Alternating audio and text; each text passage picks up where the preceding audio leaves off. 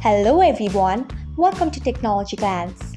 Today in this video, I'm going to guide you through how you can enable filter keywords on TikTok. So let's get started.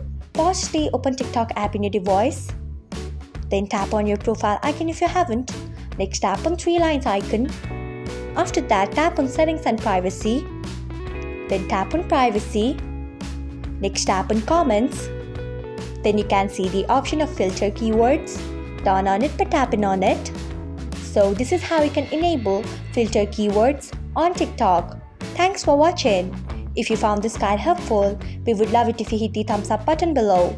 We upload great new tech tutorials like this one every day. So do not forget to subscribe to our channel and hit the bell icon so that you will never miss another update.